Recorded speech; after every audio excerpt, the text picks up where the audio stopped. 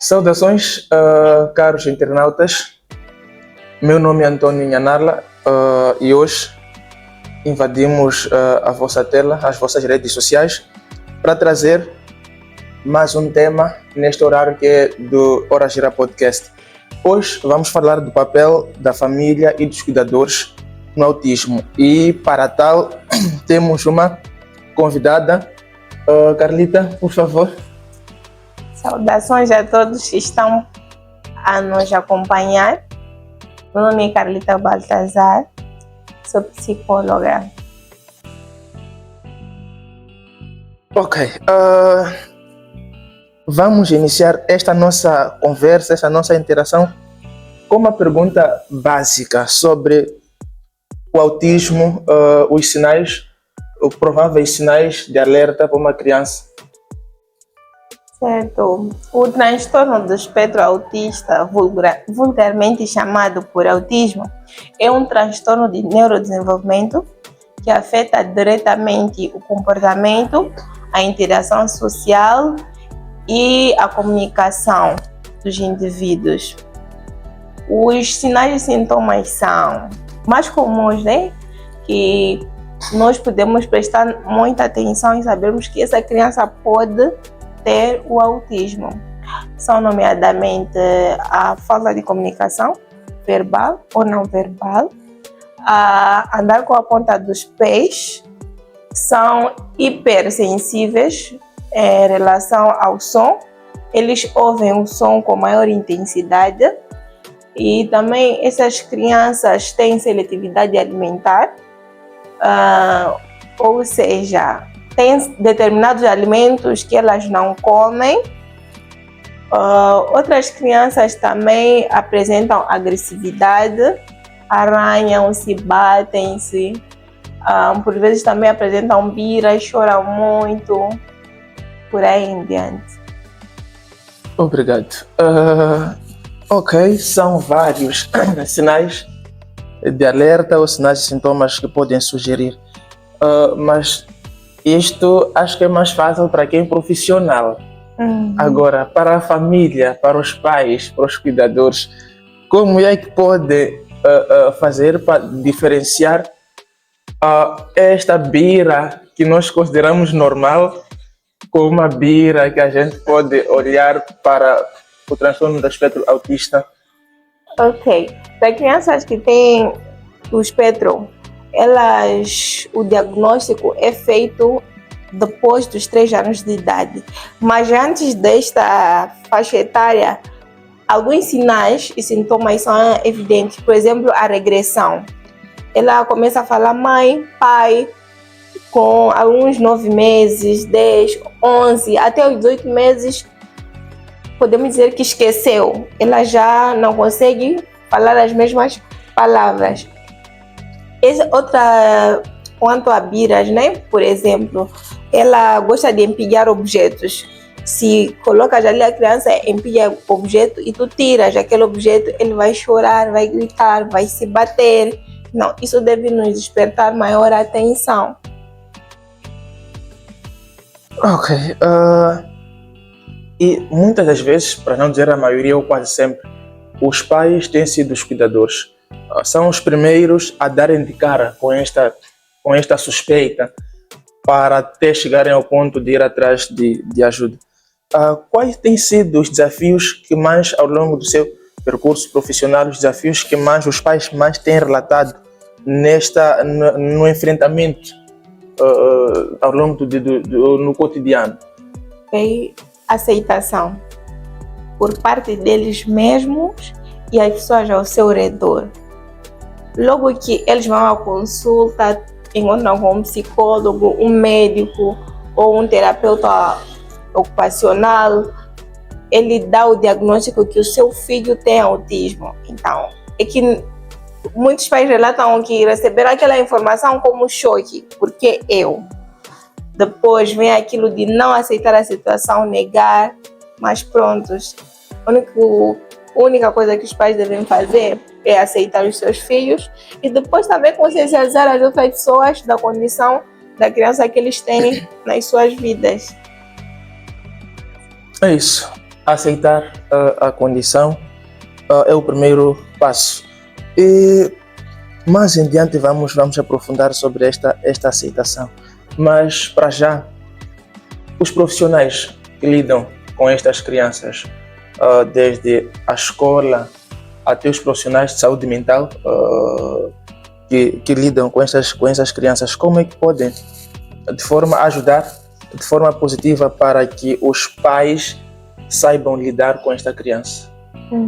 Primeiro, nós devemos ser acolhedores, aceitar que essa criança tem uma necessidade educativa especial, incluí-la nas atividades, embora aqui no nosso país temos escassez de escolas que integrem essas crianças, e para os profissionais temos também escassez de materiais nos hospitais, temos escassez de espaços onde as crianças podem interagir com esses profissionais para que possamos lidar com essas crianças, desenvolvendo as habilidades e as capacidades que elas têm. Apesar de elas serem especiais, elas têm muito por dar.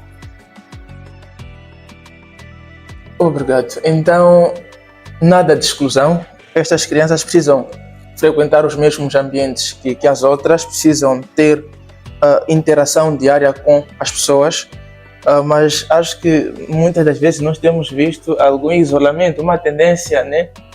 As coisas vão evoluindo, mas temos visto a tendência de isolamento. Ok. E já se deparou em algum momento com alguns erros comuns de pais, de cuidadores, mas como se diz, na forma como lidam com esta criança e muitas vezes associada à falta de informação? Sim, um dos erros é a estimulação. Toda criança especial tem que viver estimulada. Montar quebra-cabeças, sair para brincar, estar em festas, ir para os balanços, fazer atividades lúdicas. Então, se os pais demonstram esse fracasso, por assim dizer, vai dificultar ainda mais a criança, porque essa criança precisa de apoio, tanto dos pais, assim como dos profissionais. Porque o trabalho não pode ser só do profissional, sem que a família desempenhe o seu papel. Então, podemos, de alguma forma, assumir que uma das grandes responsabilidades na forma como esta criança vai se adaptar está no ambiente familiar? Sim. Então, família, é isso. Fiquem atentos aos sinais de alerta ou sugestivos, procurem ajuda e sigam as orientações que os profissionais vão dando e não considerem esta criança diferente, mas com uma necessidade específica. Caros internautas, por favor, não passem desse vídeo sem dar um like, sem comentar e sem compartilhar. Ajudem-nos a alcançar mais pessoas, ajudem-nos a informar a quem realmente precisa. Hoje o tema é mesmo muito quente e muito necessário, poucas vezes falado, então temos aqui a oportunidade de falar com alguém que lida diariamente com esta área específica. E Carlita, nós olhamos para cuidar de uma criança com autismo como uma atividade exigente, concorda? Concordo. Exige muita paciência, muito amor, muita atenção. Mas acima de tudo, para mim é amor. Porque se tu não amas aquela criança, tu não amas aquilo que fazes para que essa criança melhore alguma coisa, não estarás a fazer nada. Isso exige muito de nós como profissionais, assim como também das pessoas que lidam com essa criança, tanto na família, assim como nas escolas.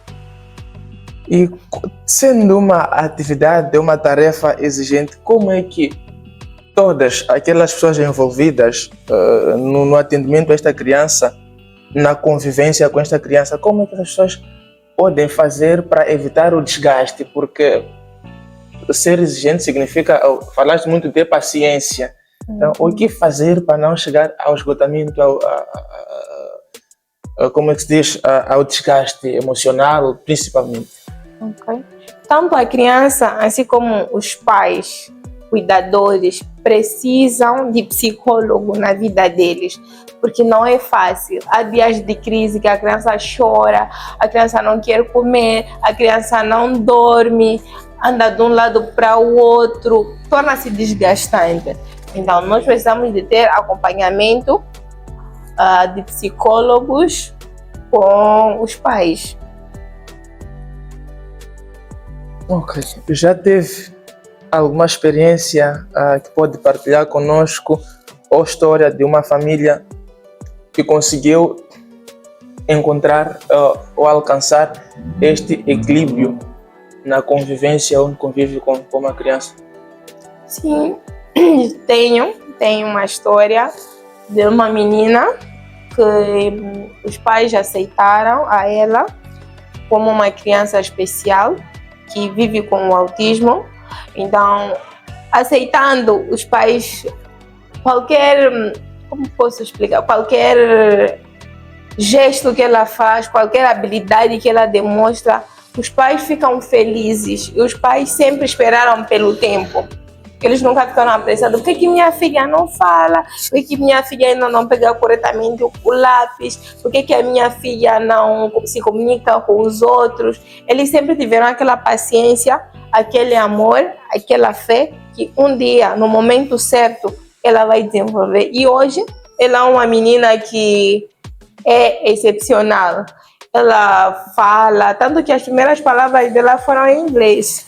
Nem sequer em casa dela alguém fala inglês, mas ela comunica mais em inglês que em português. E quando eu conhecia ela não conseguia, por exemplo, pegar um lápis de forma correta, mas hoje em dia já consegue. Já estamos ali a tentar ela ser independente, vestir sozinha, tirar os sapatos, desmontar a mesa, montar. Então, é uma história de sucesso e eu digo a todos os pais, tenham paciência. No momento certo, a vossa criança vai desenvolver. Então, devem ser muito pacientes, ter muita fé e muito amor. Ok. Se tu és pai ou conheces uma criança com necessidades especiais, não se desespere, não entre em choque, alarme. Procure ajuda de profissionais, porque temos profissionais em todos os lados devidamente treinados ou treinadas para lidarem com estas crianças. E mesmo a caminharmos para a reta final, que mensagem deixa para todos aqueles que estão a ver este vídeo ou este episódio, que conhecem, que lidam, principalmente aqueles que são cuidadores, pais ou cuidadores de uma criança autista ou com transtorno de espectro autista? Então, que mensagem deixa para a sua jornada diária? Vamos acolher essas crianças, vamos incluí-las. Elas precisam muito de nós, né? Temos que ser muito pacientes. A palavra-chave para o autismo, para que a criança desenvolva, é amor.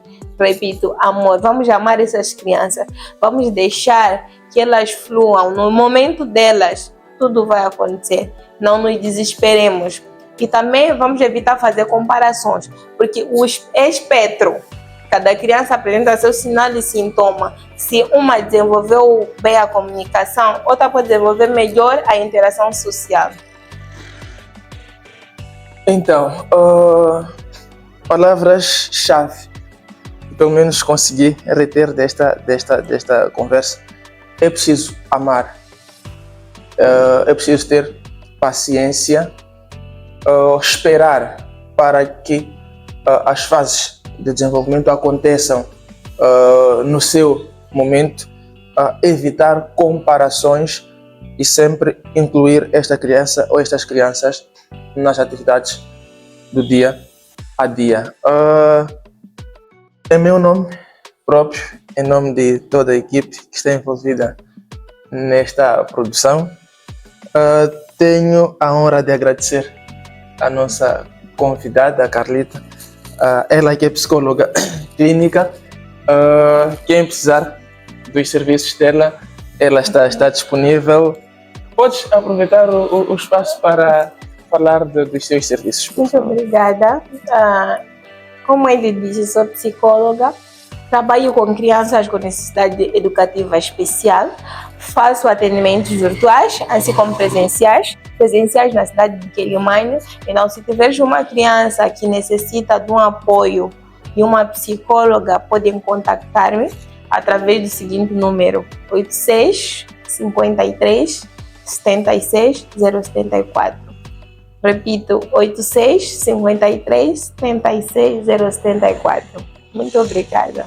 Ok, então nós é que agradecemos a si e a todos os nossos internautas, todos que acompanham o podcast e todos que seguem as nossas redes sociais.